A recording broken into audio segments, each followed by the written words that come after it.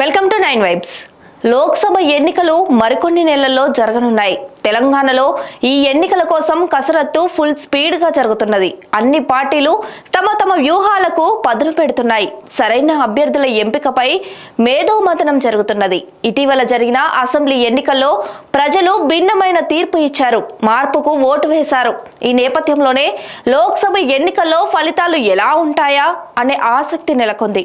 రాష్ట్రంలో ఏ పార్టీ ఎన్ని ఎంపీ సీట్లు గెలుచుకుంటుందా అనే విషయంపై టైమ్స్ నౌ, మ్యాట్రిక్స్ న్యూస్ కలిపి ఓ సర్వే చేపట్టింది. కాంగ్రెస్ తన విజయ యాత్రను కొనసాగిస్తుందని తెలిపింది. తెలంగాణలో మొత్తం 17 ఎంపీ స్థానాలు ఉన్నాయి. ఇందులో గరిష్టంగా 9 సీట్లు కాంగ్రెస్ గెలుచుకుంటుందని ఆ సర్వే వెల్లడించింది.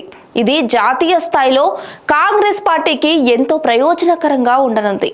ఇక బీఆర్ఎస్ మాత్రం 2 సీట్లకే పరిమితం అవుతుందని ఈ సర్వే పేర్కొంది. కాగా బీజేపీ మాత్రం తన టాలీని పెంచుకొనుంది. గతంలో 4 ఎంపీ సీట్లు గెలుచుకున్న బీజేపీ ఈసారి 5 సీట్లను గెలుచుకుంటుందని సర్వే అంచనా వేసింది. ఈసారి హైదరాబాద్ లోక్సభ స్థానంపై ఆసక్తి నెలకొంది.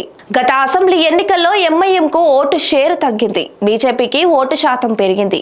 అందుకే ఈసారి హైదరాబాద్ సీటు పైన ఫోకస్ పెట్టాలని BJP chief Kishan Reddy party కార్యకర్తలకు పిలుపునిచ్చారు. హైదరాబాద్ పార్లమెంటు సీటులో నామమాత్రపు పోటీ కాదు, ఈసారి గెలవాలనే పోటీ చేయాలని అన్నారు.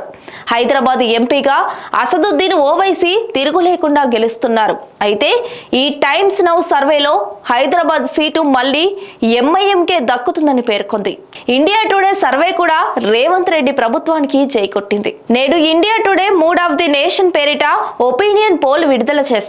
ఈ సర్వే ప్రకారం కాంగ్రెస్ పార్టీ ఏకంగా 10 ఎంపీ సీట్లు గెలుస్తుందని పేర్కొంది. ఇక బీజేపీ, బీఆర్ఎస్ చెరో 3 స్థానాలు గెలుచుకుంటుందని తెలిపింది. ఇదిలా ఉండగా బీఆర్ఎస్, బీజేపీ సిట్టింగ్ సీట్లు గాయబవుతున్నాయని వివరించడం గమనార్హం.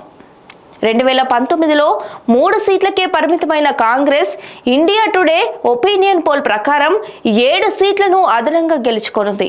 బీజేపీ మాత్రం 1 సీటును కోల్పోయే అవకాశం ఉన్నదని పేర్కొంది.